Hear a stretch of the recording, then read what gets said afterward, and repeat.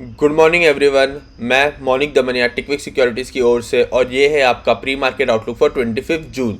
तो चलिए देखते हैं कि ग्लोबल मार्केट में कैसी ट्रेडिंग हुई है और इंडियन मार्केट्स के क्या ट्रेडिंग लेवल बनते हैं। तो अमेरिकन मार्केट से हम शुरू करते हैं। हमारे सामने जो है वो डाउ जोन्स का चार्ट है और जैसे कि हम देख सकते हैं डाउ जोन्स जो है वो नियर 180 पॉइंट्स पॉजिटिव क्लोज हुआ है। और जैसे कि हम देख सकते हैं वीक जो है वो काफ़ी बड़ी बनी है। इसका मतलब ये है कि एंड में हमें जो है वो सेलिंग प्रेशर देखने को मिला था। डाउ जोन्स ने जो है वो कल ट्राई किया था अपना all time high, knew all time high बनाने की कोशिश की थी, बट वो जो है वहीं से ऑल टाइम हाई के करीब से ही उसे एक रिजेक्शन फेस करने को मिला है। और जैसे कि हम देख सकते हैं जो क्लोजिंग आई है वो 180 पॉइंट्स पॉजिटिव तो हमें देखने को मिली है। तो यहाँ पे जो है हम कह सकते हैं कि थोड़ा सा कंसोलिडेट हो रहा है डाउ जोन्स।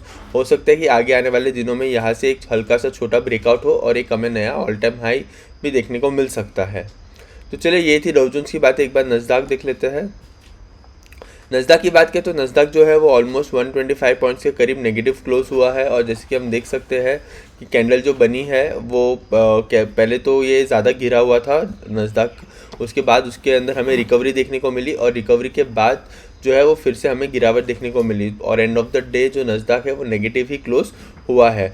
तो देखते हैं कि आगे आने वाले दिनों में जो नस्दाक है वो भी कैसा परफॉर्म करता है। हाई प्रोबेबिलिटी यही है कि जो हमने सपोर्ट के लेवल मार्क करके रखे हैं हो सकता है कि वो यहाँ पे आए, सपोर्ट ले और फिर यहीं से हमें एक बाउंस बैक ऊपर की तरफ देखने को मिल सकता है। तो देखते हैं कि आगे आने वाले दिनों में नस्दाक भी जो है वो कैसा परफॉर्म करता है। चलिए एक बार जर्मन मार्केट्स देख लेते हैं हम। देखिए जर्मन मार्केट्स की बात की तो जर्मन मार्केट जो है वो करीबन 150 पॉइंट्स नेगेटिव क्लोज हुए थे कल।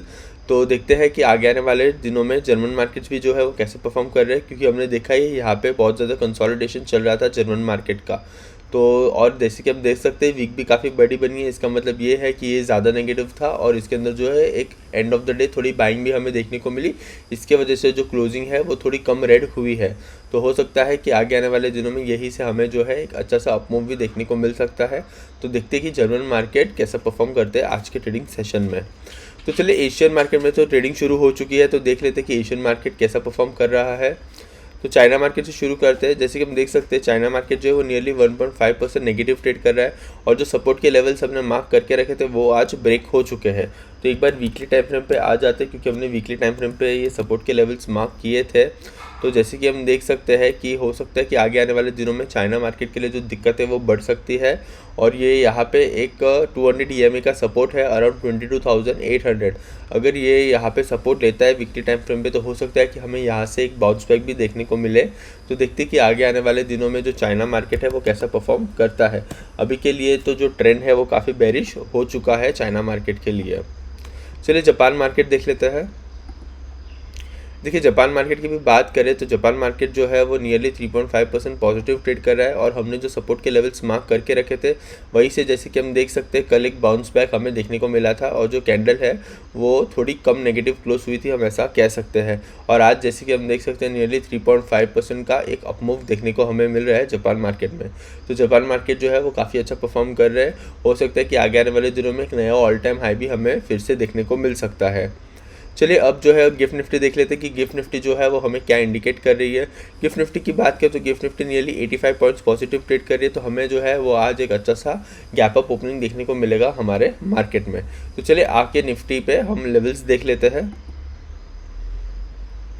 देखिए अगर हम लेवल्स की बात करें तो कल जो क्लोजिंग आई थी वो 24,000 के अबाव आई थी और आज की ओपनिंग के बाद ऐसा हो सकता है कि हम 24,100 के अबाव ही ओपन हो। बट हमारा मेन कंसर्न यही रहेगा आज के ट्रेडिंग सेशन में कि हमें जो क्लोजिंग है वो 100 EMA के अबाव चाहिए।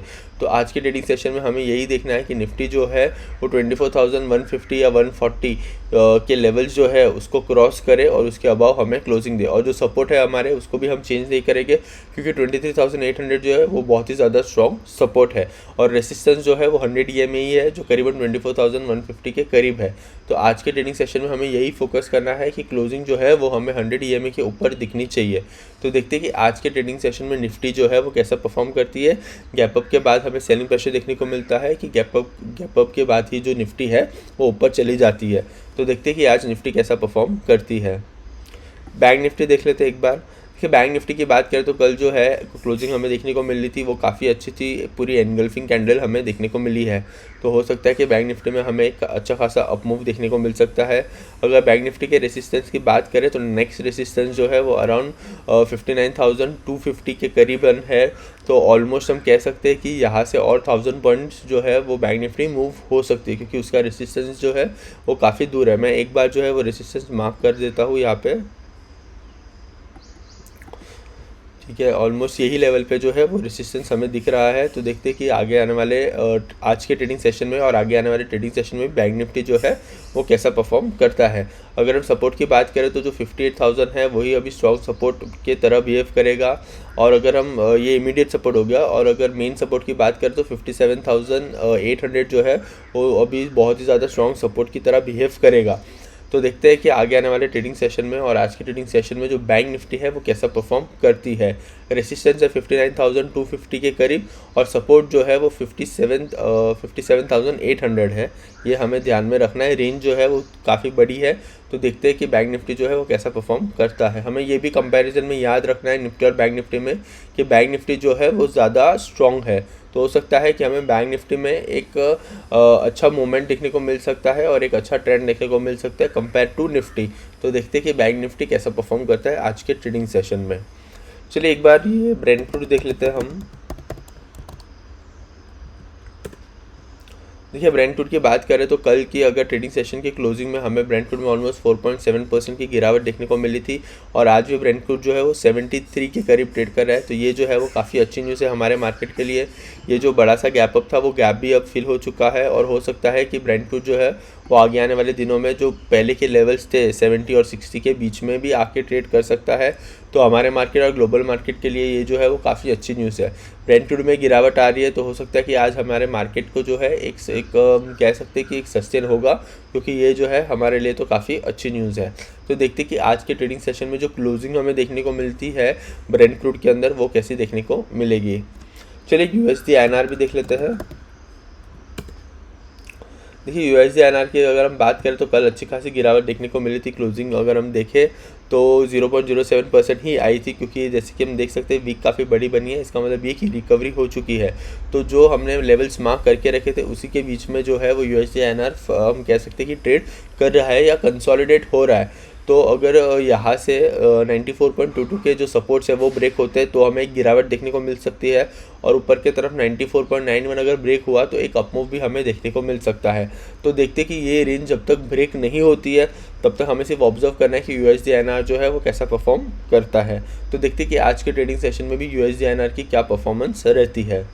अगर हम सेक्टर टू फोकस की बात करें कि हमें आज कौन से सेक्टर पे फोकस करना चाहिए, तो आज का हमारा फोकस रहेगा फाइनेंशियल सर्विसेज के ऊपर। देखिए फाइनेंशियल सर्विसेज जो है वो काफ़ी अच्छा लग रहा है। अगर हम कैंडल की भी अगर अब बात करें तो एक एनगल्फिंग कैंडल हमें देखने को मिली थी कल, और कल भी जो था वो नियरली 1.5% ये पॉजिटिव क्लोज हुआ है। तो हम देख सकते हैं कि यहाँ पे एक छोटा सा इमीडिएट रेसिस्टेंस है 26,900 के करीब। अगर ये ब्रेक हो जाता है आज के ट्रेडिंग सेशन में तो हो सकता है कि हमें एक फाइनेंशियल सर्विसेज में एक अच्छा सा अपमूव देखने को मिल सकता है।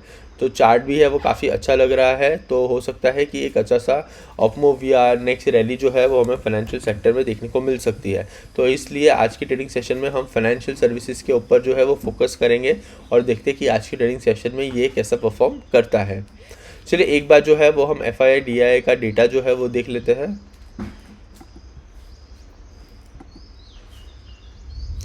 देखिए डेटा की बात करें तो कल DII ने अराउंड 3,600 करोड़ की बाइंग की थी और FII जो है उसने अराउंड 1,800 करोड़ की सेलिंग की थी। तो हम जैसे पहले देख ही रहे थे कि DII बाइंग कर रहा है और FII सेलिंग कर रहा है, तो हम बैक टू नॉर्मल हो चुके हैं फिर से, और यही ट्रेंड जो है वो फिर से हमें देखने को मिल रहा है। तो देखते हैं कि आज के ट्रेडिंग सेशन में जो नंबर्स है हमें कैसे देखने को मिलते हैं।